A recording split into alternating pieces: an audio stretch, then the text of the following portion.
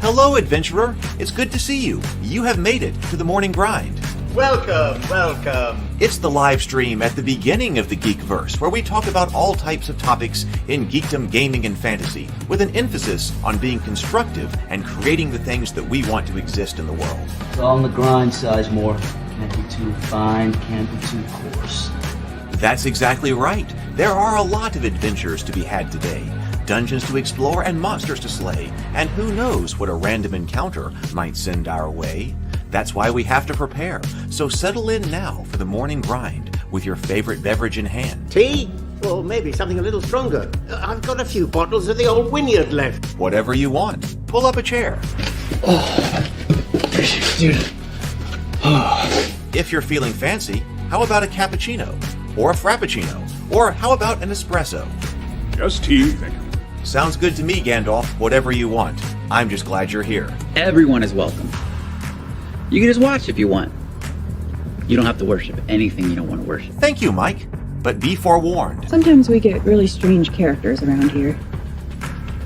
Wait, what's that you say? Why can't you come and be a part of the stream? My wife would disown me. Oh no, I bet she'll be fine with it. Come on in. Am I scared for my safety? No. What are we supposed to do? Everybody do the secret handshake.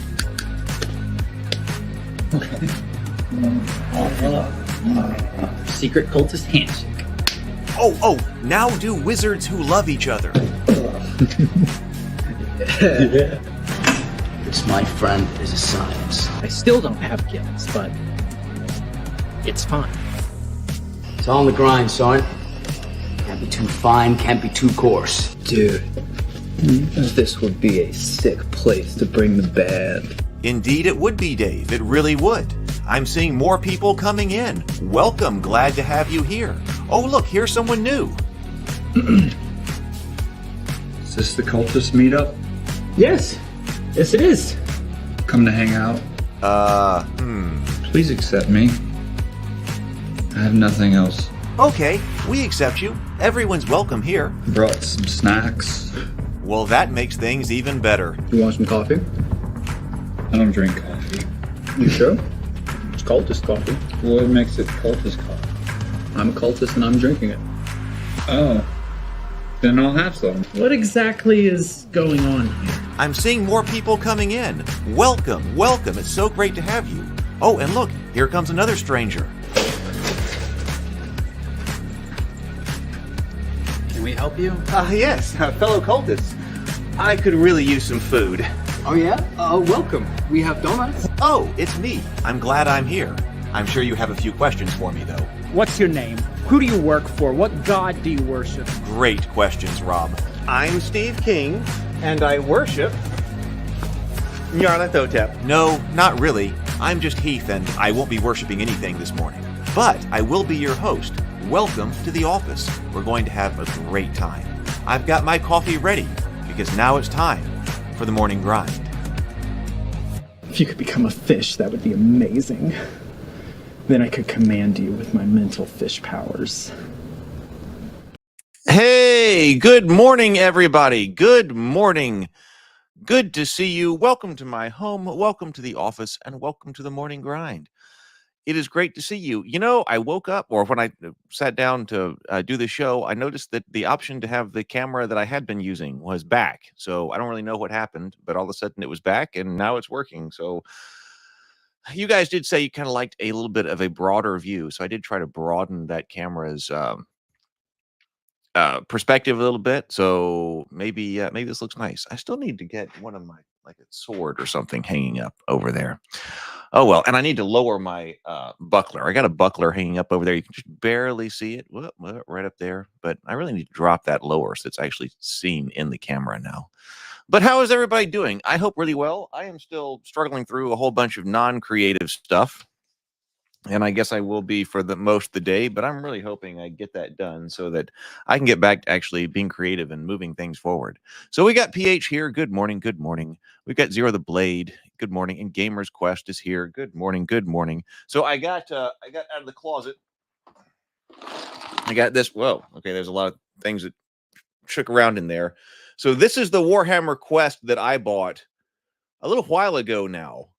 Because I was like, oh, they released a new Warhammer Quest. Okay, well, then I'm going to try it out. What? I don't know, that seems like a whole bunch of stuff in there. I haven't opened it since I had got it the first time and played it. So we will see. That's the one that I wasn't too terribly impressed with, but we'll compare and contrast what the original Warhammer Quest was to what this was. So let's see here. I was looking at some stats here. We've got 3,575 subscribers over on the Cultist YouTube channel. So on Sunday, when last we checked in, we had 3,449. So 3,449. Okay, so we've increased by what, like 120 or something, 115, something like that, since last we checked in. So that's great. Subscriber, the email list has not been growing, so I've got to focus on that. Except for I still have a whole bunch of non-creative, non-fun stuff to do, but then the email list has got to be focused on. Hey, good morning, Better with Bacon. We had I re-released Table Talk last night.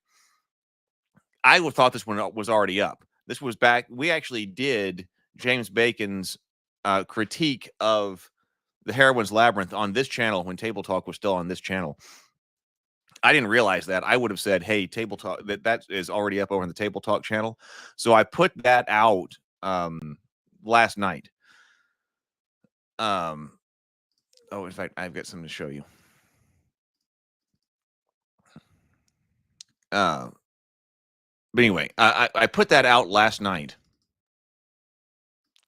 because I figure people will start to look for Heroine's Labyrinth critique, Heroine's Labyrinth analysis, Heroine's Labyrinth discussion, things like that. So they really need to find that. I even find that discussion with James Bacon. So it is up back live on the Table Talk YouTube channel now. I made up this meme. Here we go. I love it. Yes. So now we have I would like this really needs to become a new meme format. I put blanks in the Discord server, so you can check it out. This will probably reappear, at least in this channel. Let me put the Discord link here in case you're new here. I would like to come for the Discord server, so the Ravenkeep Discord server.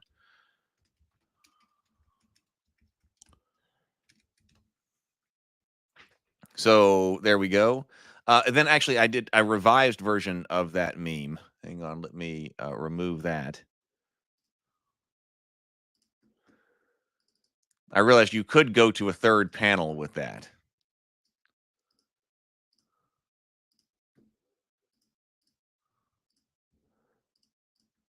There we go. So, well, I'm sure there are. I mean, I'm sure there are. But I mean, that was a massive conversation that a lot of people had. I mean, that was a fantastic conversation. Zero the Blade says there were a lot of things that do need to be talked about when it comes to Heroine's Labyrinth that James didn't cover. I mean, I am sure. But if you're looking for some kind of discussion of the Heroine's Labyrinth, then definitely you need to find James. That James's discussion. So that's up. So there's still a few more things that need to go up on the Table Talk channel that are not there. Like I noticed like the Matrix discussion is not there yet. And there's still about, I think Sherry Lee and I were working Monday sorting through some of the material again. And of course I'm doing some more sorting. So this is what's been going on because I went, oh, hey, Mike, no problem. Good to see you. Sherry Lee and I were sorting, and we were making some. And I was like, hey, this early discussion that I had about like randomness and dice or something like that, that does not need to go over on the Table Talk channel. That one needs to come back over here. So I re-uploaded a whole bunch of stuff. It's not published yet, but I reloaded some stuff that is the clips of Table Talk that are related to tabletop gaming that have never been released on this channel to go out on this channel, the Heath's Geekverse channel, leaving only the story kinds of things over there on Table Talk. And we had 99 clips related to stories that still needed to go out. So we've been releasing once a day. Sherry Lee and I have been pretty rigorous about. I need to make a thumbnail for this afternoon to go out at 1 o'clock. She and I have been pretty rigorous about the Table Talk channel, looking for that Table Talk deep discussions in the Geekverse, releasing one a day, and we've got 99 more clips. So I mean, a lot of material was clipped and a lot of material was made. So that's going out. I've been thinking about what to do going forward on all of these channels. I did finish the Aeneid. Then we'll get to the Warhammer Quest. But if you're following along or want to study some things for Table Talk discussions, I finished the Aeneid 2 days ago. I think it was like 2 days ago or 3 days ago, something like that. I did finish the Aeneid listening to it. I need to do some more study of that before I do a live stream of that. So probably we'll have to watch some more analysis, maybe read some stuff on it, maybe invite someone who really understands. A lot of the notes that I had on the Aeneid had to do with like the political situation of ancient Rome. It actually had less to do with the text. Now, there were some things I really liked about the text, like you heard about the Trojan horse and all of that. But I lost track of what was going on in the narrative at some point, and I just never really recovered listening to that. So most of the notes that I had were not so much about what was going on in the story itself, but were more things about the political situation of ancient Rome at the time Virgil was writing, and and that kind of things. That could also be interesting to get to. Hey, RPG Exile, good to see you. We're just about to get started here. But then yesterday, I listened to the Epic of Gilgamesh, and I loved that. I loved the Epic of Gilgamesh, and I'm kind of glad that I'm listening to some of these things. We can kind of study them as a corpus and take notes on things that remind me of something from one to another for the purposes of discussion. So I highly recommend the Epic of Gilgamesh. If you have not been through that, the audiobook version that I went through, as I went through it while I was at the winery yesterday. The audiobook version I went through, I think, was only 2.5 hours or something like that. So it's like the length of a movie if you listen to the audiobook. So if you have not been through the Epic of Gilgamesh and you're like, should I watch a movie tonight or something like that? No, you could listen to the audiobook of the Epic of Gilgamesh and be connected to one of the oldest known story, right? And I thought it was fantastic. I took lots and lots of notes on the Epic of Gilgamesh. I've got a lot to say about that, and I want to study it more too. It actually makes me want to study it even further. Because I think there is a lot to be said about Gilgamesh. PH Arbex agrees. Gilgamesh is really good. So also, we're going to talk about some of these things, and we don't have to have. I'm going on to Beowulf next, and of course, Better with Bacon is our resident Beowulf expert, so he will come on for that at some point. He also wants to talk about Genesis. We don't have to just have one episode on one thing. So if there, multiple people or whatever that we need to discuss, the Odyssey with, because I've done the Odyssey too. So I went Iliad, Odyssey, Aeneid, Gilgamesh. Now next up will be Beowulf. And I've already been through Paradise Lost. We haven't discussed it yet, but I want to take some additional notes on Paradise Lost. So just letting you know, those are the kinds of things that are coming up for discussion on the Table Talk channel. I should probably put a link to that here. And I want to go through the Divine Comedy. So I'm powering through those. I'm in a state, since I'm able to listen to them on audiobook, where I can sort of power through them and take notes, and I'm really enjoying it. Just letting you know, so that if you are interested in joining us on Table Talk for live discussions, those are the kinds of things that I think we're at our best when we are discussing sort of eternal topics, because rather than something that's completely timely. I think we're better at that. So just letting you know what's kind of coming. Although Arcane Season 2 is coming out right soon. Like, is that November? I think it might be November. But Arcane Season 2 is coming out. Doug is really excited about that. I'm excited about that. Brianna's excited about that. So we will talk about Arcane Season 2 sort of as it's coming out. So that's what's coming, just as a awareness of what's going on. Better with Bacon says, I agree, Gilgamesh is fantastic. All right. Let's see. Let's do our breathe and sip. And then we're going to get into Shadows over Hammerhall here. Is there anything else I need to say? I think that's basically all of my notes this morning. about what's going on. You kind of get behind the scenes of what's going on. All right. I think so. All right. So let's breathe and sip. Everybody, you've got your favorite beverage this morning. I've got Mountain Dew Zero. So everybody has their well, I think it is. I was actually looking for a date. Does somebody have a date? I think it is November. I think I read November. But oh yeah. We've been PH reached out to Stray. That's right. So let's see. Stray, was and continues to be, but he was around here all the time for the morning grind, but we haven't seen him in a while. And PH did reach out to him, and he is still he's still around. He's still around, but I don't know how much he wants to say, about his situation. But he was been having some medical problems, and he was having some surgery and things like that. And so he's really hoping that later he will be able to join us later this year. He's got some additional surgeries and things like that he's going through. But I really love to be able to see Stray back live here. And so everybody, if you, I don't know, whatever your particular belief system, good vibes, prayers, whatever, Stray needs them. So hopefully everything will go well over the next month or two for him, and then Stray will be back, as he does have his own corner of the Discord server. So hopefully we're all rooting for you. And Stray, certainly you're a huge part of this community.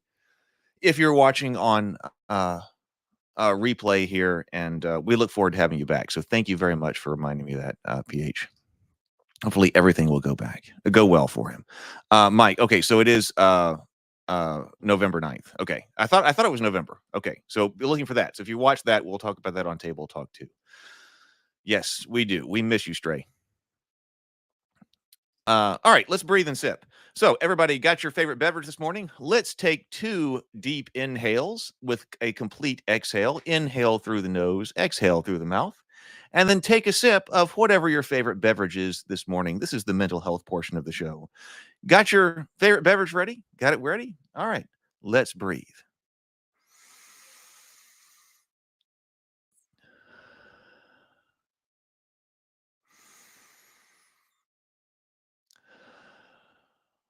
And sip.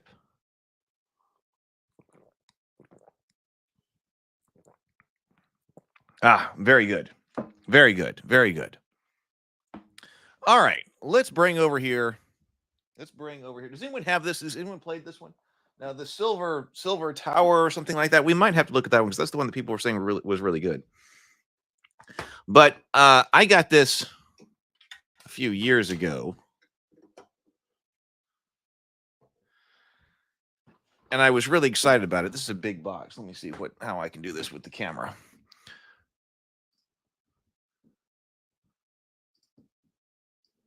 And I had people over to play it, but I was a little bit disappointed with the situation here. Let's see. Okay. Warhammer. Okay. I'm going to bring it close to me. We'll just see. Okay. So Warhammer Shadows over Hammerhall.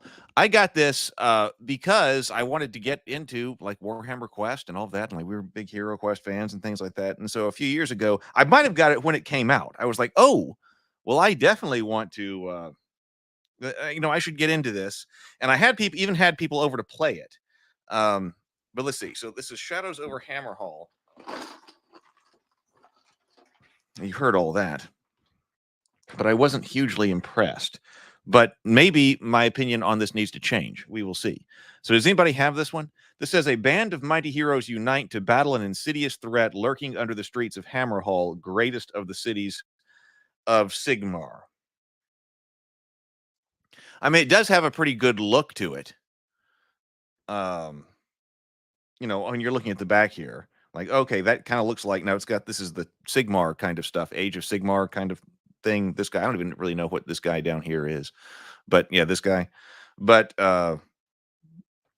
still, I mean, looking at the back here, this looks like it has a pretty good look. It says contents: 72-page guidebook, 34-page adventure book, 18 double-sided board sections, 18 skill cards, 18 treasure cards, 4 artifact cards, 4 achievement cards, 4 red Yogel cards, 1 torch card, 1 compass card, 5 hero cards, 1 fate board, 34 wound counters, 18 gold coins, 12 portal counters, 1 realm gate counter, and 12 dice. Over here, the Lord Castellians. Okay, maybe that's what that is. Okay, it says Warhammer Quest Shadows over Hammerhall offers you a choice. Join up with up to 3 other adventurers to save the twin-tailed city or take control of the vile forces that seek its destruction. As one of the heroes, you must brave devious traps and slay foul adversaries to fulfill your quest. As the game master, you will reveal your party's destiny as it unfolds, whilst using your minions to foil their efforts at every turn. Hammerhall's fate lies in your hand.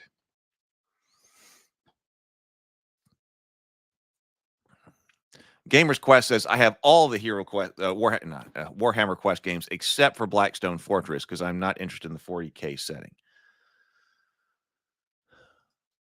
This sounds like something that would be better for fantasy.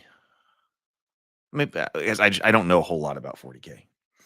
It has a similar depth. Okay, so wait a minute. So, the PH says, if you may, you should take a look into the Finnish Kalevala. It's different from Gilgamesh in that it's more episodic and poetic with a lot of repetition. But it has a similar depth with magic and nature playing a huge role, and it offers a really unique mythological experience. Definitely worth checking out. I myself love it. I even studied a little bit of Finnish because of it and because of a Finnish singing technique. Oh, interesting. I don't know anything about that one.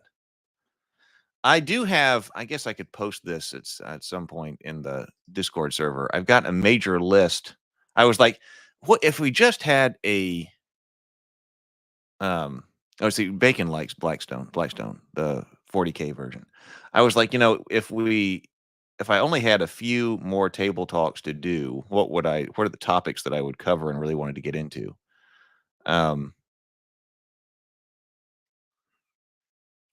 But then that list kept growing. That list kept growing. I was like, what's the core list? And it just kept growing and growing and growing. Tolkien was inspired by the Kalakava to make the Lord of the Rings. Now, I want to cover Tolkien too. I really want to cover Tolkien too. I really want Brianna to go through Tolkien with us because Brianna has never read it. All right, let's see what's inside this.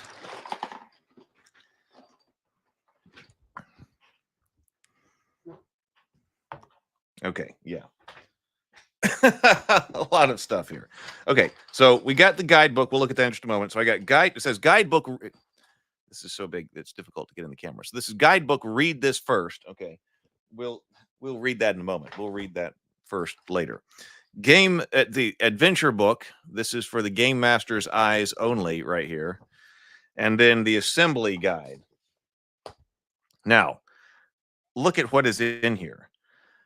This was one of the first big negatives to me to this game. Now, this will not be for other people, but I was like, I wanted to have people over, and I'm kind of used to the original Hero Quest and then the advanced Hero Quest or whatever. And this was actually the first time that I had had bought something that was kind of newer Games Workshop. I'm sure anything from the Age of Sigmar era or something like that. And it just did not dawn on me that, oh my God, this is going to be like 5,000 little pieces. And so I was like, hey, everybody, come over. Let's play some Warhammer Quest. Let's play it. And then I opened it up like the morning of, like, people coming over that night. It's like how long do I need to actually learn how to play this board game? Well, probably not all that long. But it turns out, like, oh my God,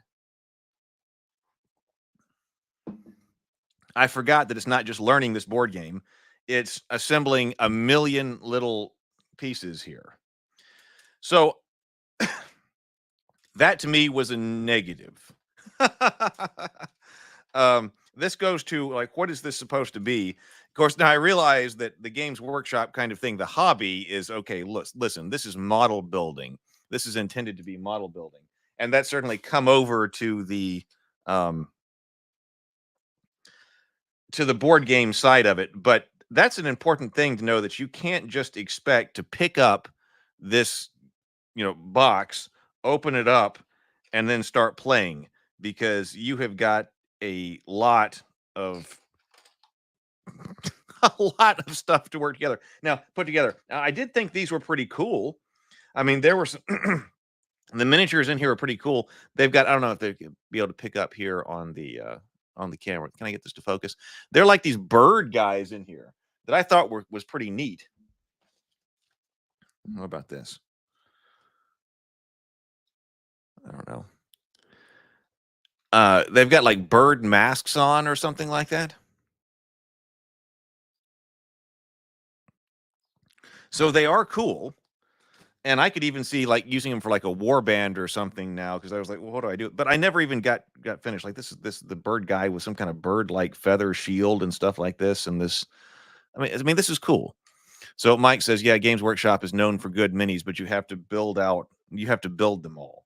So this was more work than I wanted to do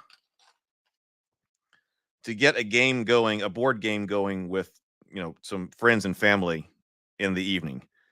And I don't know why I didn't think about that when I opened this up. Or didn't open this up till later. So you can see basically what I got to. Some of these may have broken in here. They're cool. They are definitely cool. But then as you can see, I mean, there's a whole bunch of other ones that I didn't even get to. Oh, they're Zinchian cultists. I think I remember them being some kind of cultist. So that makes sense. So Zinchian cultists right here. So, if I ever want to sit down and assemble some more miniatures, it's not like I don't have millions of them already around the house that need to be assembled and painted. I could do these, but like some kind of, Zinchian cultists warband or something would be pretty cool. So if you have the time, that would be cool. Getting started right here.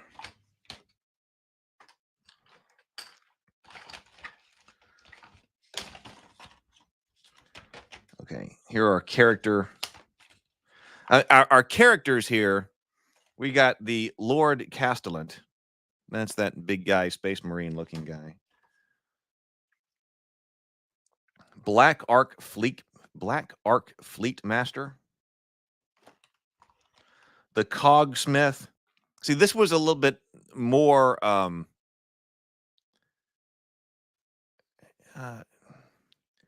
I don't know, industrial fantasy or something like that. I don't know exactly how you would describe it. But then of course I was typically looking for, I like the old style Hero Quest style. So we definitely have like guys with guns and things like that. We've got a bunch of tiles.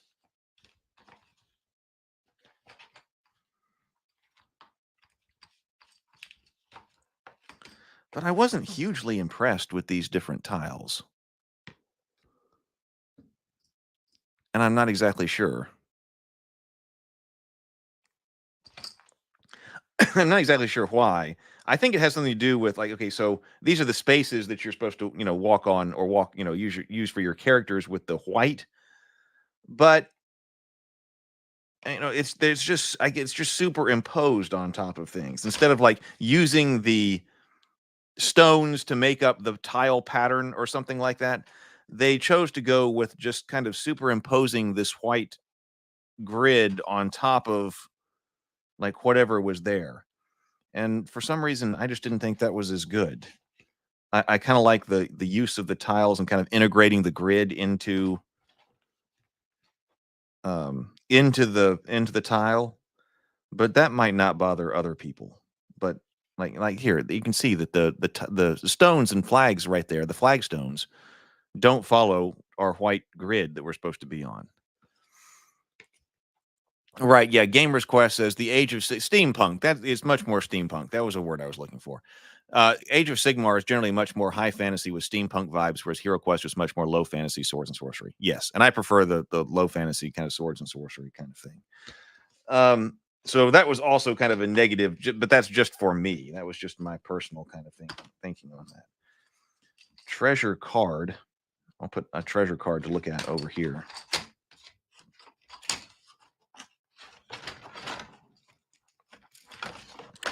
Definitely, yeah, steampunk feels. That Griffin Hound right there.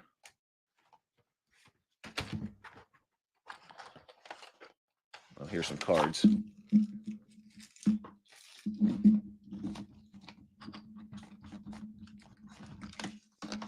It's also going to be hard to store these miniatures. I mean, I don't know if you store them in the box or not. I mean, because I like to think, I said, what is the purpose of this? Because it could be to make, diorama level models. Okay, that's okay. There's nothing wrong with that. But on the other hand, if these are supposed to be board game, you can see how I've got them in the box, over here. Like and you go to all the trouble to glue together these very intricate looking models.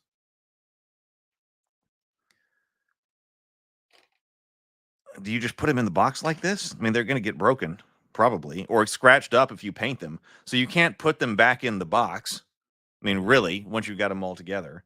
So that's also kind of a negative, that they have to kind of be their own standalone independent thing. I'm kind of thinking that if this is I love miniatures. I like cards and I like miniatures.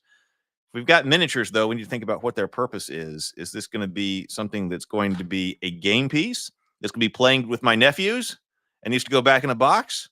Or is this something that is supposed to be a, diorama level thing that you're going to keep keep on the shelf and away from things, which makes it more difficult to transport. Like when I'm taking Hero Quest over to my brother's house to play with my nephews, I really don't want to have like a pristine carrying whatever, solution for the game pieces.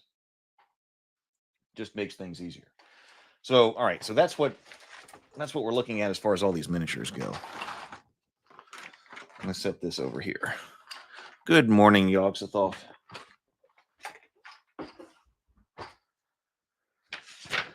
We do have getting started.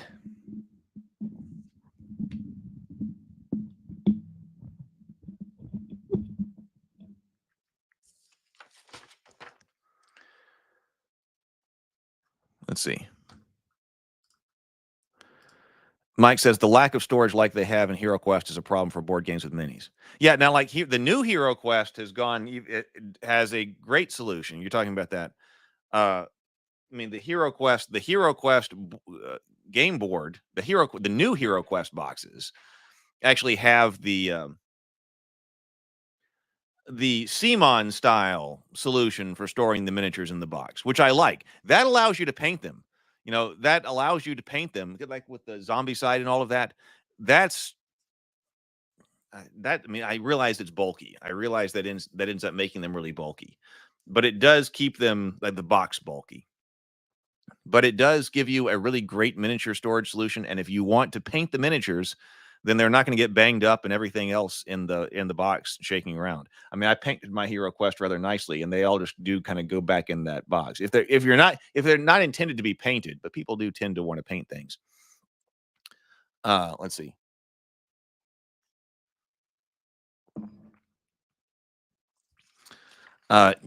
Just dumping them into the original Hero Quest box isn't as good.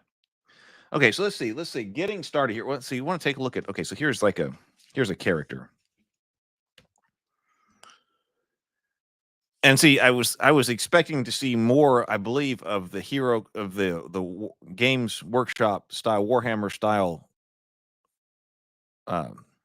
statistics, and we really don't here. Gamers Quest, right? This discussion is more about the board game versus Games Workshop approach. Games Workshop has made the intentional decision to focus it on the minis and the hobby aspects, right? Which, of course, like I said, I love the miniatures, but I also really want great games, and I guess that's probably why I haven't really done a whole lot with Games Workshop lately. So, but still, we got like move 3, save 4+, 5+ agility, weapon action, Castellan's halberd 1+, range combat hit 4+, damage 2, warding lantern 6+, range area 4+, stun. I was expecting to see the Hero Quest, not the Hero Quest, the Warhammer stat block, and it's not here. We got like some special rules here, like Light of Azir. If you roll a 6 for the attack roll when using the warding lantern, the target suffers D6 wounds and then is stunned. That happened, and that was a big deal in the game that we did play. Healing Light 6+. Put the hero dice here until the end of the round. When you remove the dice, remove a wound marker from all heroes in the party who are on the board. So this does have a different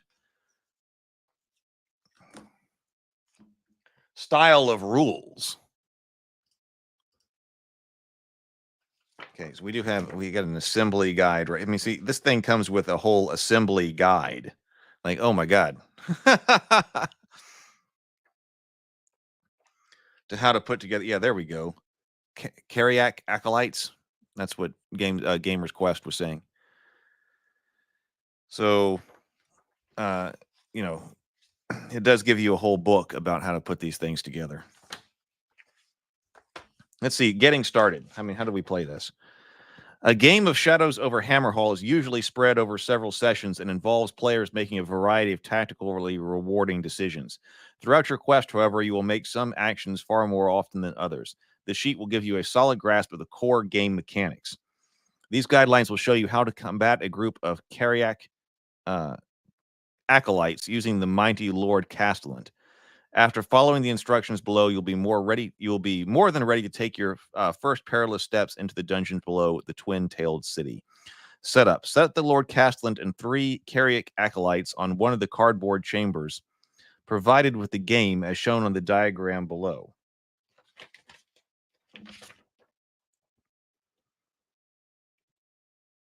Place the Lord Castellan's hero card beside the chamber and open the adventure book to page 27, which contains the rules you will need for the Carriac acolytes. Be careful, the adventure book contains quest spoilers, so make sure that you turn only to the page that you need for now.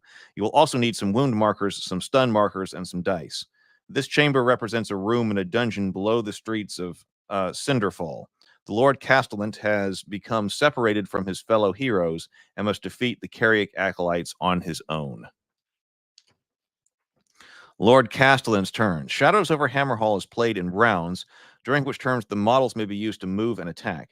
The heroes usually take their turn first, and any adversaries they are fighting get a turn, if they survive the hero's attacks. At the start of the Lord Castellan's turn, roll 4 dice and place them in the 4 empty spaces beneath the name of the Lord Castellan's hero card on the diagram below, shown where the dice are placed. So, like I said, this is very different. I remember opening this, I was like, hey, wait a minute, I wasn't necessarily trying to figure out how to like play an all new game. I thought I was doing Warhammer Quest, but we do have these. You roll these dice and put them up here on your card. So what is that? At the start of the Lord Castellan's turn, roll 4 dice and place them on the 4 empty spaces beneath the name of the Lord Castellan's hero card. The diagram shown below is where the dice are placed, which is this right over here. Oh, I guess that's the small little diagram about where to be placed. You can use these dice to make move and weapon actions with the Lord Castellan. Each time you make a move or weapon action, one of the dice is discarded. When all 4 dice have been used, the Lord Castellan's turn is over. So you're using dice as like action points here. Move actions. In this battle, the very first action you must be a move action, and the second action you take must be a weapon action. After that, you can choose whether to take move or weapon actions. In a full game of Shadows over Hammerhall, you can use the hero dice to perform other sorts of actions, such as searching for treasure, but you must only use move and weapon actions in this fight. To carry out a move action, discard any of the hero's dice from the Lord Castellan's card, and then move the Lord Castellan a number of spaces up to his move value. Lord Castellan has a move of 3, so he can move up to 3 spaces each time he makes a move action. You can move into any adjacent space, including diagonally, but you cannot move into a space with a Carriac acolyte. Use the first move action to move the Lord Castellan forwards so that he is in a space that is adjacent to the last one of the Carriac acolytes. So Gamer's Quest says the innovation of the modern Warhammer Quest games started with Silver Tower is the action or hero dice. So this is what we're reading now. I mean, this is this thing that comes from the Silver Tower. I mean, do you like that?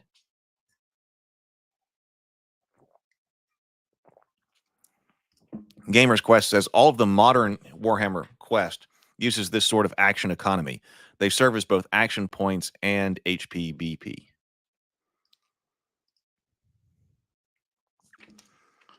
And I was not prepared for that. It's different. Okay, Gamer's Quest says it's different. Gamer's Quest says it's different but fun. So weapon actions. After completing his first move action, the Lord Castellan must take a weapon action. This weapon action he can use are shown on his hero card. Castellan's Halberd 1+, and the Warding Lantern 6+. You must pick one of these actions to take over the move. After the move. In order to use weapon actions, you must discard a die from your hero card, just as you did with the move action. However, in this case, the die must have a value equal to or greater than the number shown for the weapon action you want to use. So if you use the Lord Castellan's Halberd, you must discard a die with a value of 1 or more, any of the dice, in other words. While the use of a Warding Lantern, only a dice with a score of 6 will do. So, yeah, so, I mean, this looks like, looking at this card right here. So here's where you place your hero dice, and you're not trying to roll a 4+ to use the Warding Lantern. No, that's to hit. Excuse me. You're not trying to roll a 6+ to use the Warding Lantern or a 3 or a 1+ to use the Halberd. You're looking at what is up here, what kind of dice numbers you have available for you to use.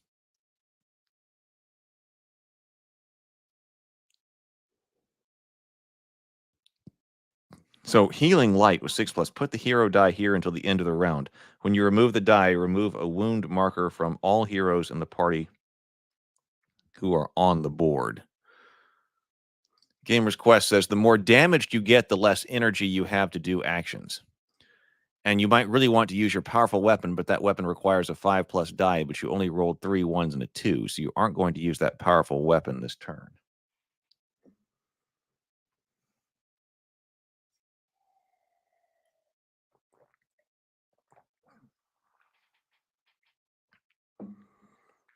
I've played this, but I'm wondering,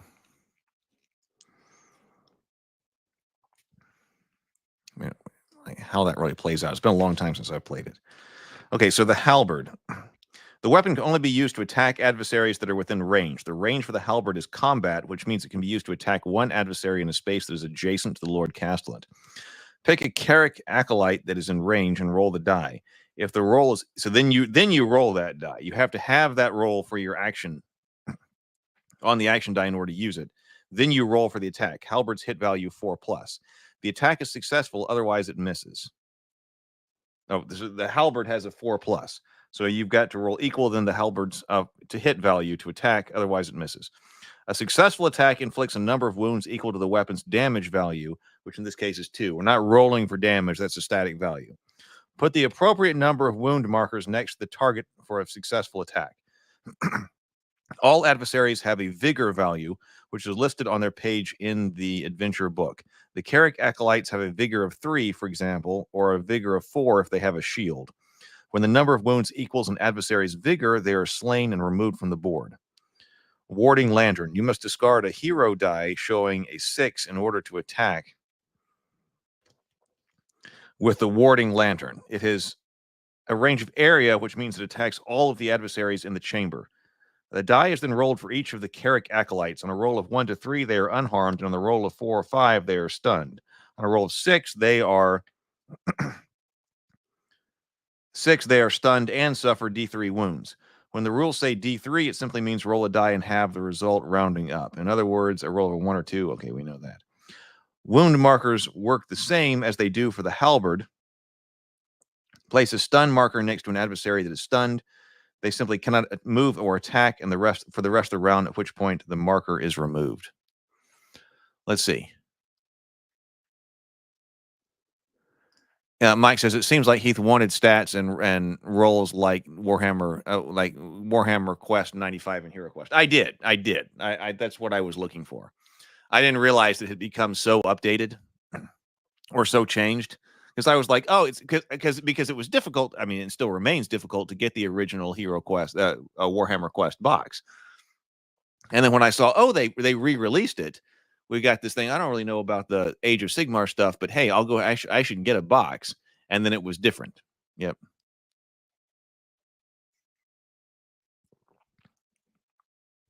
Gamer's Quest says, the fun comes with how am I going to spend my dice with what options I have based on what I rolled this turn. Yeah, that's the major decisions that it's trying to get you to make. Right. Yeah, I get that. Michael Connor says, as for story and painting, most monsters were given a simple job. The characters and bosses more intricate. People would would protect characters and boss figs. Yeah.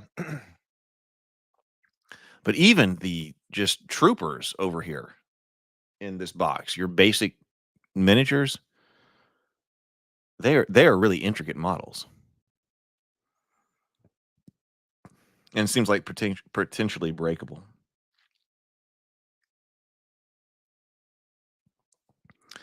So wound markers. If an adversary is stunned, they cannot move or attack for the rest of the round, at which point the marker is removed. Remaining actions. The Lord Castellan should have 2 hero dice left on his hero card.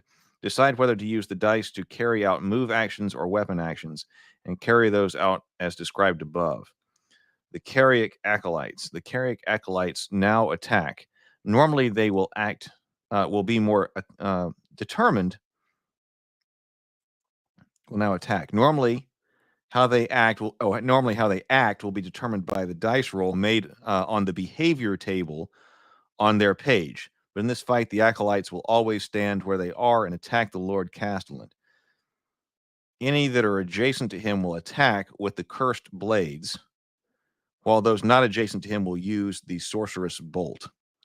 In the full game, the weapons of the acolyte have affect how they attack, and the damage of sorceress bolt can vary. In this fight, however, those special rules are not used. Cursed blade. To attack the Lord Castellan with a cursed blade, roll 2 dice. Each die roll of 4 or more scores a hit on the Lord Castellan. When a hero is hit by an attack, there is a chance for them to avoid damage by rolling a die and equaling or beating the save value on their hero cards. That's what this value is over here, save. So heroes have saves. On a roll of 1 to 3, the roll is failed and the hit inflicts 1 wound. Oh, okay. So you got to remember that. On a roll of 1 to 3, oh, no, wait a minute. I guess the acolytes are only inflicting 1 anyway. The Lord Castellan has a save of 4+, which means that die is rolled each time he is hit. On a roll of 4 or more, no damage is inflicted. On a roll of 1 to 3, the save is failed, and 1 hit is inflicted. Sorceress Bolt. I guess that's just the damage of the acolytes. To attack the Lord Castellan with a Sorceress Bolt, roll 1 die. A roll of 3 or more scores a hit on the Lord Castellan. Make a save roll as described above. The bolt inflicts the wound if the save roll is failed. Wounding the Lord Castellan. Each time the Lord Castellan is wounded, a wound marker is placed on one of the spaces on their hero card where the hero dice are normally placed. The wound marker takes the place of that die, reducing the number of dice the hero will have to use on their turn. So, for example, if the Lord Castellan suffers 2 wounds, he would only get to roll 2 hero dice on his next turn rather than 4. So yeah, I remember the little tokens over here with the wound markers sit in the hero spaces, the hero dice spaces. So yeah, as you're taking we're kind of talking about a death spiral here, right? Like kind of. So as you get wounded, you're going to have fewer action dice. So I think I thought, oh well, that's interesting. That okay, we do have like the effects of wounds here. The more damaged you get, the less dice you're going to be able to roll and allow you to make your attacks or make other actions in general. Keep on taking turns, first with the Lord Castellan and then with any remaining Carrick acolytes. Until all 3 acolytes have been slain or the Lord Castellan has suffered 4 wounds in total. The Lord Castellan wins if he slays all of the acolytes before he suffers the 4th wound. The quest. Congratulations. You now understand the basics of how the heroes and adversaries move and fight in the Warhammer quest Shadows over Hammerhall. Over Harrenhal. I think I probably said that a couple of times. That's the Game of Thrones thing. When you are ready, read the full rules in the guidebook to discover how to begin your epic quest to save the city of Hammerhall from the dire threat that lurks beneath it.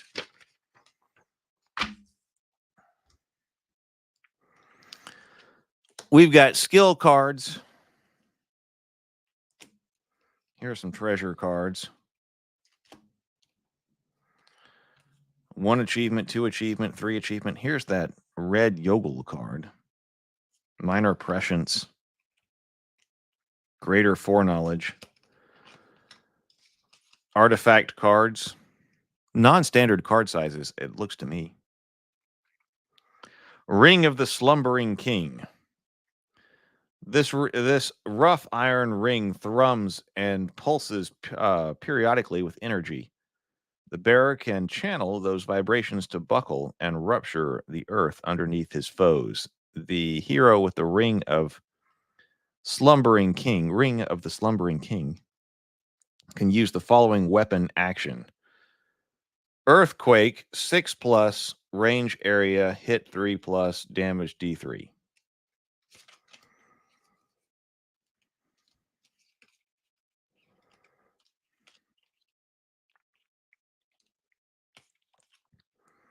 Siphon power, fury of blows, deadly shield, trickster. What's deadly shield? You are skilled at the art of launching a devastating strike from a defensive stance, catching your opponent off guard. Deadly shield 4+. Put the hero die here until the end of the round. While here, your hero can immediately take a single weapon action of your choice when they make a save roll of 6 or more against a combat attack.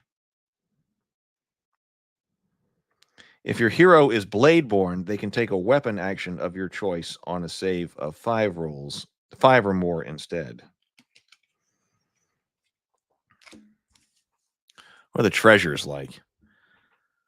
Fey Drake Root, Mots of Abjuration, Amulet of Mist, Restless Boots, Spectral Eye. There's the Elixir of Life, classic.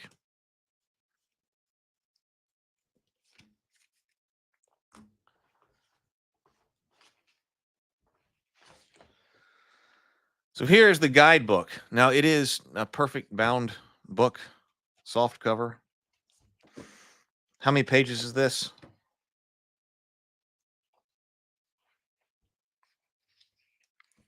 Oh, a lot of, okay, this is like painting guides too. Do we not have page numbers on this? Oh, yeah, we do. 72 pages.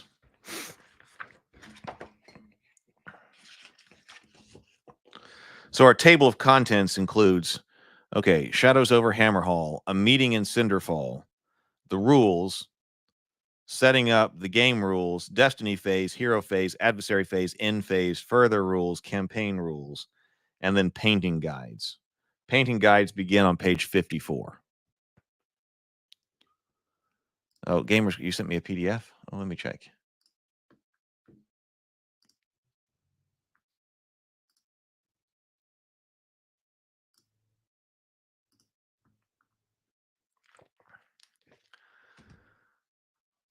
I will use it.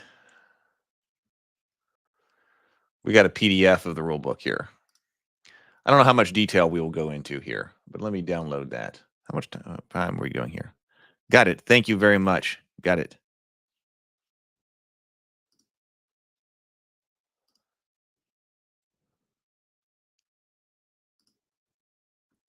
It's downloading. Got it.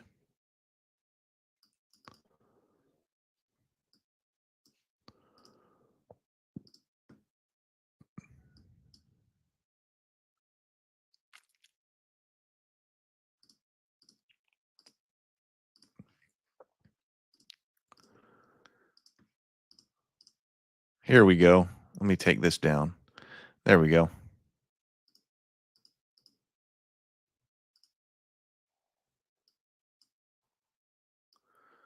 Oh, I didn't know I had that view.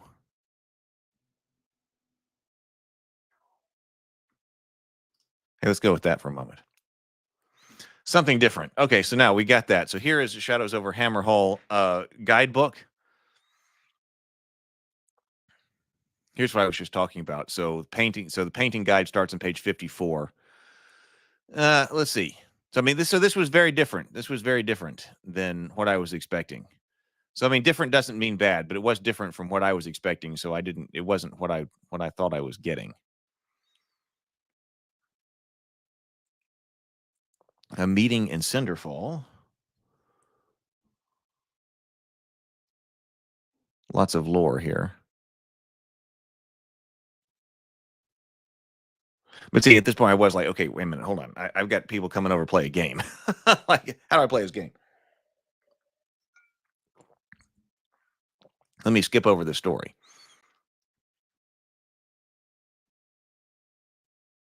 Not really. That's for page 20 right there.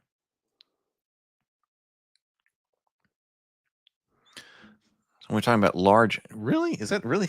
Like, I'm going, is this PDF even right? Yes. Okay. I guess it is. The rules. Oh, I even put a card in the rules because, okay, where does it start? The rules don't start until page 36. So it's a 72-page book, but the rules don't start until page 36. Here we go. And then, of course, in what we say on page 54, the painting guide starts. So there isn't, so of your 72-page guidebook here, there isn't a whole lot of rules here. Yeah, it's like a 20-something page novella to set the scene. Right. To get you into the Black Library. And so I'm sure I have not read that. I'm sure I skipped over that because I was like, what's going on? Right. Yes. Yes. Right. So gamers would like the short story. Games Workshop has an entire publishing arm. Right.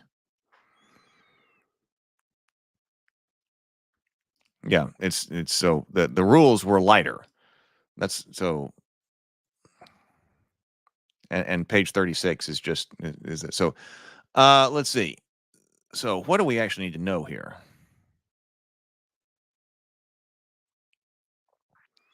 Setting up. Okay, miniatures. See, it says miniatures. Before your first game, you must assemble the miniatures that represent the heroes undertaking the quest in the dungeons under Hammerhall and the adversaries that stand against them. I was like, uh-oh.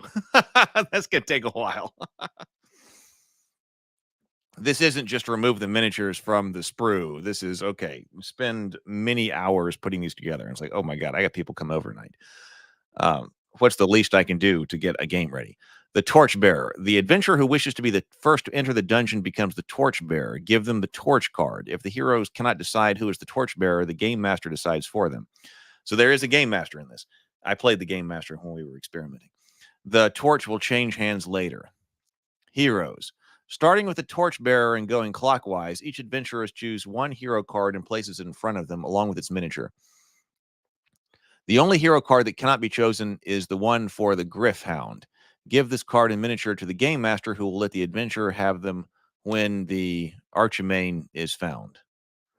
Each hero card contains all of the information you need in order to use the hero in the game, details which can be found later on in the book. If the rules call for the hero to do something, move, for example, or make an attack, then their adventurer decides how the action will be made and the rolls of the dice rolls the dice for them. So we see on here the miniature, the name, the hero dice track, move, save, and agility values, the weapon actions, unique actions, and traits and renown. If there are fewer than 4 adventurers, the remaining heroes will join the party as companions. For the time being, the hero card and miniatures for the companions to give them to the Torchbearer. We've got the adventure book. Give the adventure book to the game master. It's filled with maps of the dungeon and adventures that you are about to explore and details the dungeon's monstrous inhabitants and fiendish traps. So we do have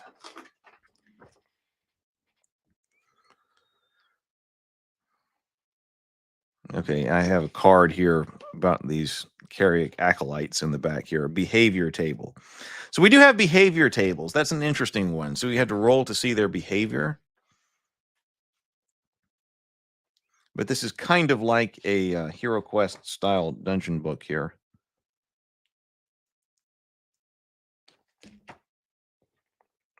For the heroes to go through. Fate board, renown, and gold. Put the fate board where the heroes can reach it. Each adventurer chooses one of the colored renown markers to measure their hero's renown. Put each hero renown marker on the circular track, the starting space marked with a circle. So this thing right here. But I don't remember this. Place the gold marker beside the fate board. As the heroes search the dungeon, they will find pieces of gold they can spend in Cinderfall between expeditions on a number of different activities. Dice. We got dice here. Yep. D6s. Dungeon chambers and portals. The double-sided board sections are referred to as dungeon chambers or simply chambers. When a chamber is set up, it may have one or more exits, each of which will be marked with a portal.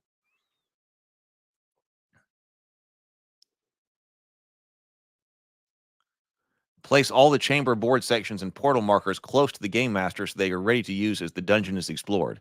If a rule ever refers to the board, it means all the chambers that are currently set up. Sometimes a especially large chamber will be made by joining 2 or more standard chambers together. Each chamber is divided into spaces, each of which can hold a single miniature. Some chambers have red bordered spaces representing obstructions which prevent movement, but that the heroes can see through. A hero standing next to a portal can open it. How do we determine portals?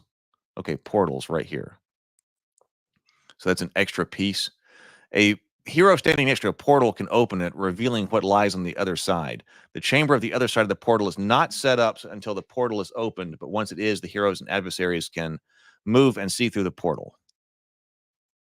A portal connects all the spaces that it touches, as shown in diagram 2. If a rule tells you to set up or move a miniature into a portal, then set it up to move into any of the spaces that the portal touches.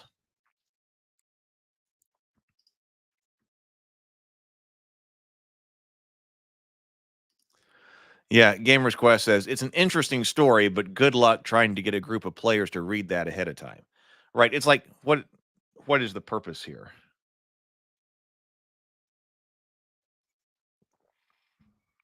That wasn't ever going to happen, when I was having people over to play.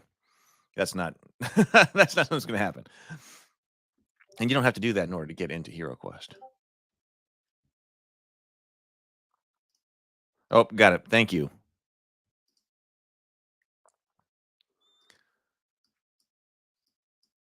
Let's see. So anyway, we got cards here. The Torchbearer shuffles the treasure and skill decks and puts them within easy reach of all the adventures. Game Master takes the achievement cards, artifact cards, and red Yogel cards and places them near the unused chambers and portals. These cards will be rewarded to the adventurers if they successfully achieve certain tasks. Damage markers. Exploring a dungeon is dangerous work, and both the heroes and adversaries that they fight will likely sustain injuries. The damage is tracked using the wound, grievous injury, and stun markers included with the game. You will find out exactly how to use the markers in the page that follows. Place the damage markers close to the game master so they are ready to be used when needed. We have wound marker, grievous injury marker, and stun marker. Stairwell and compass card. Find the stairwell chamber board section located in diagram 3 below and set it up in the center of the table. Place a portal counter next to one side of the stairwell and a compass card beside it, as shown in the diagram. You'll see the back of the compass card has a list of activities the heroes can undertake in Cinderfall. This is used should the explorers choose to leave the dungeon and explore the Cinderfall district. The Torchbearer sets up their hero in a space next to the portal, and each of the adventurers going clockwise around the table sets up their hero anywhere on the stairwell chamber. Remember that a maximum of 1 model can occupy each space. The adversaries, the game master takes all the miniatures for the adversaries. Yep, okay. And then the game master needs to read pages 1 and 2 of the adventure book, which will explain how to use the maps and information they find in the book. Once they have done so, they can read out loud the introduction to the catacombs level of the dungeon from page 3 of the adventure book. Return here when they have done so. Well, okay, I have the digital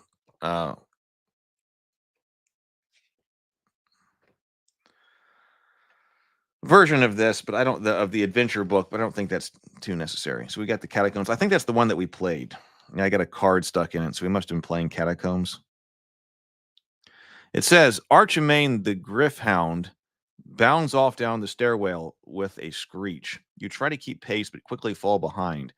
The creature's angry cry fades into the distance until you cannot hear them at all.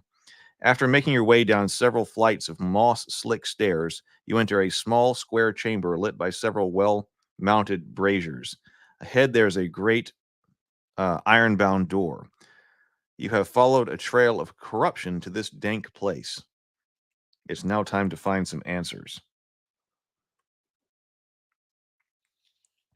We do have an ambush table and an unexpected event table, a stairwell table, or stairwells, and then all the different chambers with notes in the book.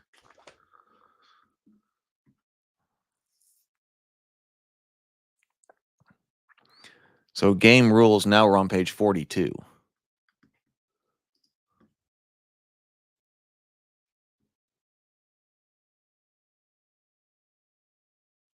Gamer's Quest says, as the game master, I enjoyed it, and the game, and it gave me lore to summarize to the players. Yeah, it gave me lore to summarize to the players. If your primary goal with games is unique interacting mechanics, there are many more board games that focus on that.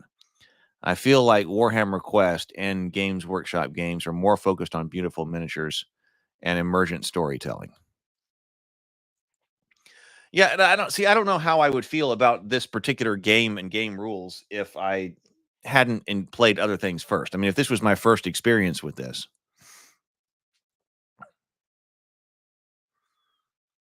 would I have thought that it was absolutely amazing? Maybe like, oh, okay, this is fantastic. This is an incredible game here, but it wasn't grabbing me. Yeah, mechanics aren't necessarily the strong suit. Right. I kind of felt like especially with all these miniature things to cut out, I was like, okay, so this is a kind of a vehicle to sell these miniatures.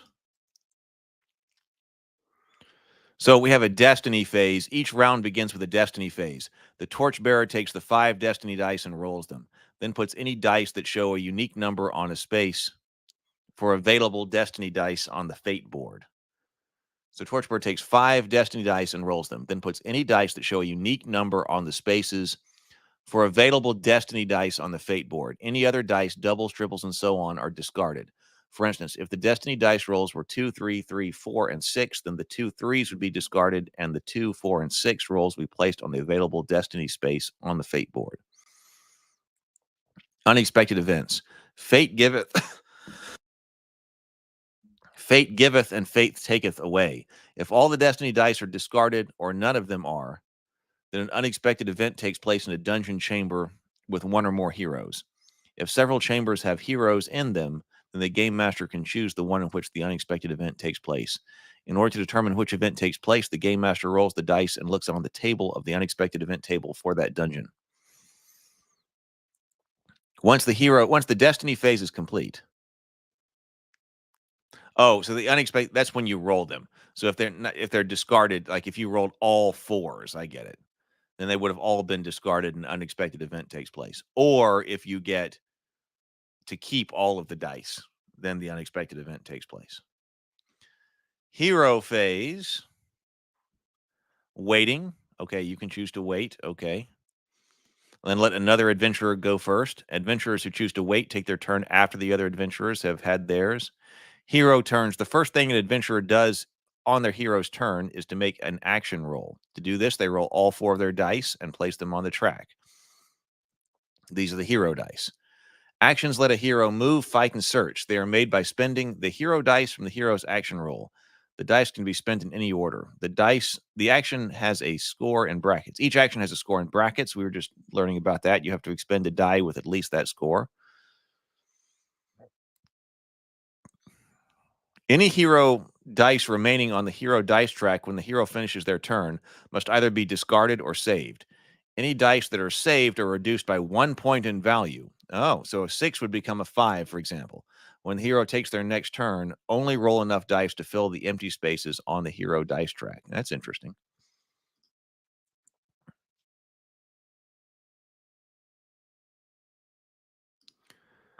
Gamer's Quest says, I agree. First experience with Shadows over Hammer Hall, I wouldn't recommend it. Silver Tower is better implementation, although the rules are not dissimilar. It's all the other stuff that Silver Tower does better. Honestly, I wish I had gotten that one to play with people. But now, I got all the kids, so we're going back through Hero Quest and Dragon Strike. Gamers Quest says, I've said this before, but Shadows over Hammer Hall works best if seen as an expansion to Silver Tower.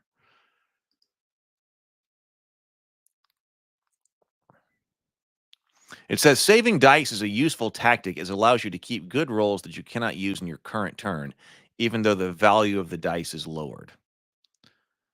Hero actions. There are 4 basic actions which any hero can make. Move 1+, open portal 1+, search 1+, and recuperate 1+ asterisk. Each hero also has a number of unique actions on their hero card. Move 1+. When a hero takes this action, they can move up to as many spaces on their move value. Open portal 1+. You set up the next chamber beyond that. Designer's note: as the adventurers explore the dungeon, they may wish to make a map, recording the details they have found and keeping a permanent record of the network of rooms and corridors that lie beneath Hammer Hall. In addition, the game master needs to note down which chambers the heroes have discovered and successfully searched. If those chambers are returned to later during the quest, they will count as having been cleared. See page 51. A search: if a hero is in a chamber that has not yet been successfully searched, they can take this action to search it.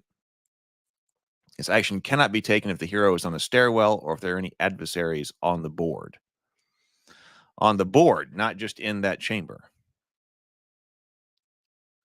Recuperate is 1+ star. If the hero has been wounded, they can take this action to heal a wound. It has a score of 1+ the first time the hero takes this action, 2+ the second time, and 3+ the third time, and so on. I mean, there are some that's some interesting things in here. I mean, I'm not going to deny that.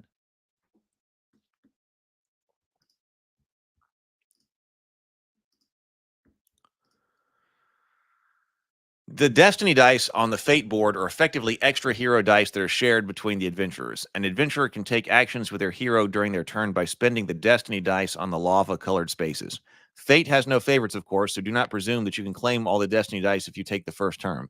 Each time an adventurer spends a Destiny die, the highest scoring die that is still available is locked. Move it to one of the purple spaces on the Fate board. An adventurer cannot use locked dice, but they return to the available Destiny dice section of the Fate board at the end of the adventurer's turn, so the next adventurer can use them. Each time an adventurer spends a Destiny die, the highest scoring die that is still available.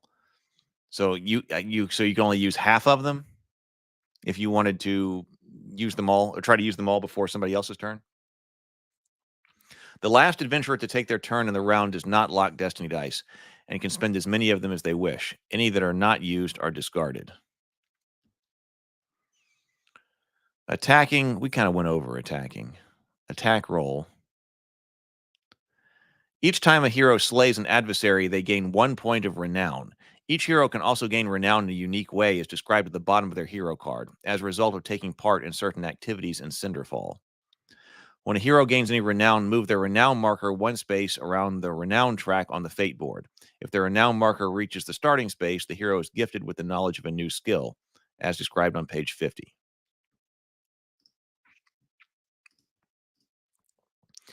Gamer's Quest says the Destiny dice were introduced in Silver Tower, and the story that it focused on was a magic Zinchian tower. It's all about the god of change. The Fate is very thematic in that game.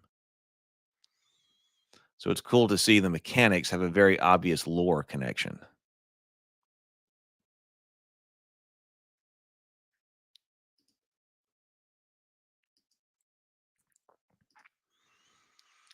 Okay, so searching, you investigate a chamber. Roll a die to see if the search is successful. The search is successful on a roll of 6 or more the first time a hero searches the chamber during their turn.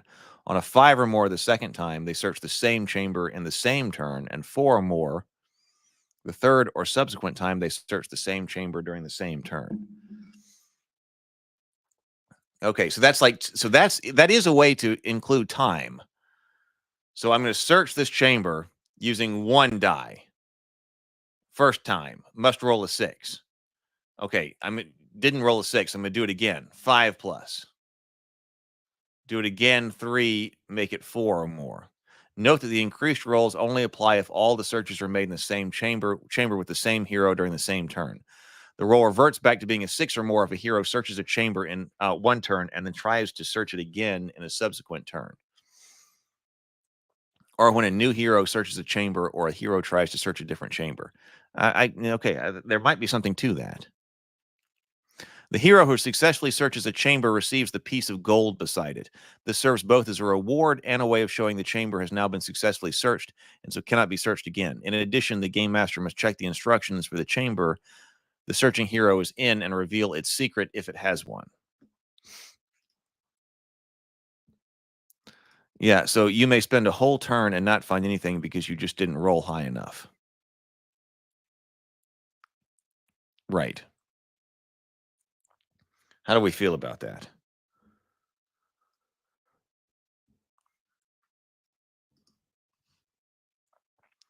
Adversary phase. Once all the heroes have taken their turn, it's the game master's opportunity to act. If there are no adversaries on the board, the game master instead makes a roll to see if the heroes are ambushed. If there are adversaries on the board, you go to the adventure book and look through their rules so they are prepared to use them in combat. So adversaries of the same type that are on the board are referred to as an adversary group. For example, all of the Blood Reavers on the board are a single group. The Game Master activates these groups one at a time in order of their choosing. Adversary behavior. At the bottom of each adversary page is a behavior table. After activating a group, the Game Master rolls a die and looks up the result on their chosen group's behavior table. They then take a turn with each adversary in the activated group.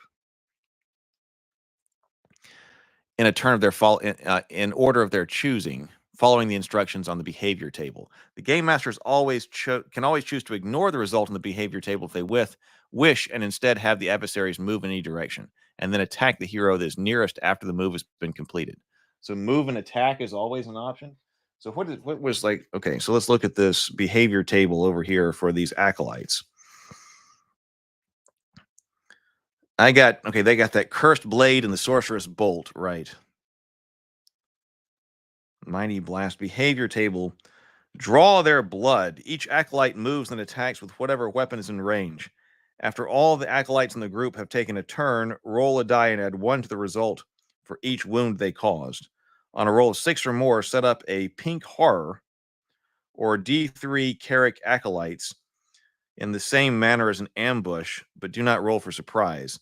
The pink horror will act in this phase unless pink horrors have already been activated.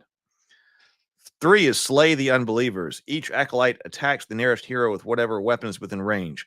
Then each acolyte that did not attack moves toward the nearest hero. But you could always just have them move and attack. 4 or 5, there is no escape. Each acolyte moves toward the nearest hero. Then each acolyte attacks the nearest hero with whatever weapon is within range. So the first one is, okay, so the first is attack and then move. The other one is move and attack.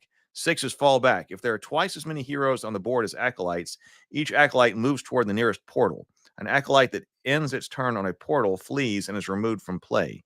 Each acolyte still on the board then attacks the nearest hero with whatever weapons are within range. So those are some examples of behaviors.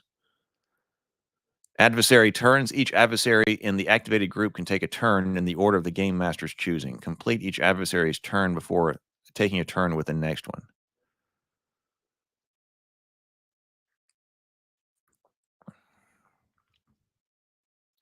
What do we do with this grievous wound? I do want to hear about that. Might address other players running into a room and looting a chest after you just cleared the monsters. Like happens in Hero Quest all the time. Yes.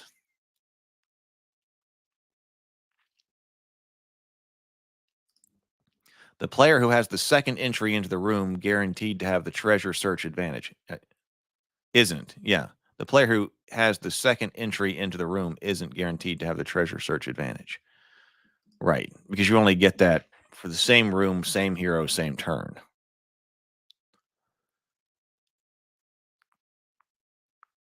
Okay, we know we're replacing the dice with the wound markers. If a hero suffers a wound, but all of their spaces are already covered, they are grievously wounded. Remove them from the board. If their player is the torchbearer, they must hand the torch card to the next adventurer on their left. who has the hero on the board. Players without a hero on the board cannot be torchbearers. Grievously wounded heroes are returned to the board when there are no adversaries on the board at the end of a hero phase. Set them up in an empty space in the chamber as the torchbearer. In a chamber as the torchbearer. All of the heroes are grievously, if all the heroes are grievously wounded at the same time, their quest has failed and the game master wins. After replacing the hero on the board, remove any wound markers from the hero's card, and then place a grievously injured marker on the empty space in an empty space on the hero dice track. Grievously injured markers are placed and treated exactly in the same manner as wound markers, except they can only be removed if the adventurers end the expedition and leave the dungeon. If a hero suffers a grievous injury and already has 3 grievous injury marks on their hero dice track, do not place the new grievous injury marker. Through sheer grit and determination, the hero keeps going. However, with only a single space left on their hero dice track, they are not likely to be able to achieve much each turn or last long in a fight. So that makes healing a bit easier. You go down, okay, you're out until the monsters on the board right now are cleared. And then you come back, but you've got this grievous injury that you cannot remove. Through like doing the rest thing. The recuperate, that would remove the basic injuries, but not the grievous injuries. The game master is allowed to make an ambush roll if there are no adversaries on the board at the start of the adversary phase. The game master rolls a die, and rolls 6 or more, the ambush takes place, as described on the next page. Setting up an ambush. Surprise. End phase. Further rules include modifiers using different heroes. Whenever a hero receives a piece of gold, a gold marker is placed on their hero card. If the gold marker is for 1, 2, or 3, or 5 pieces of gold, adventurers can place them on their hero card to show how many pieces of gold the hero has in their possession. Heroes can only carry 5 pieces of gold. If they have more than 5 pieces of gold, they must either discard the excess or give it to another hero. Treasures and artifacts. Some attacks have a damage value of stun. These stun the target ahead of wounding them. I'm trying to describe what I think is the feel of this game. I mean, does have some interesting ideas. Campaign rules for gaining skills, visiting Cinderfall, starting a new expedition.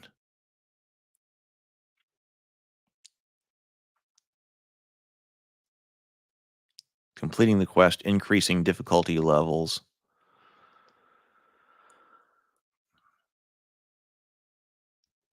And now we're into the painting guide. Well, what do you think?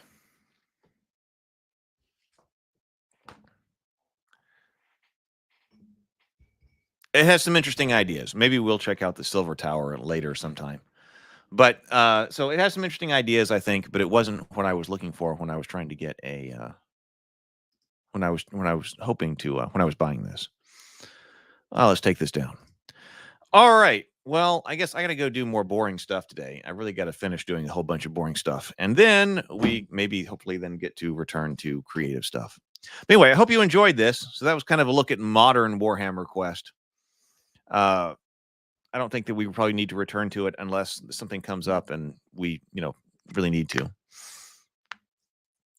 So Gamer's Quest says, to me, the difference in Warhammer Quest 95 and Warhammer Quest Modern optimize the difference between classic Old World versus the Age of Sigmar.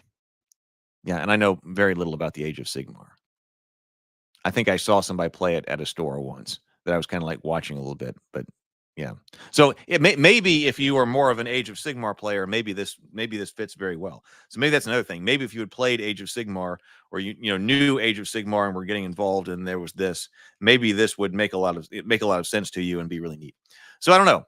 All right.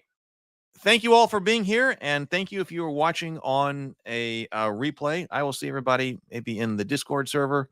On YouTube later on today, on YouTube when we'll release one of the Table Talk clips. If you want to check that out, I think there's a clip where I'm talking about Return of the Jedi today coming out at 1 on the Table Talk channel. But anyway, all right, I'm going to go do boring stuff, but hopefully you'll be able to get out there, be creative, be constructive, and make things happen. Later, everybody.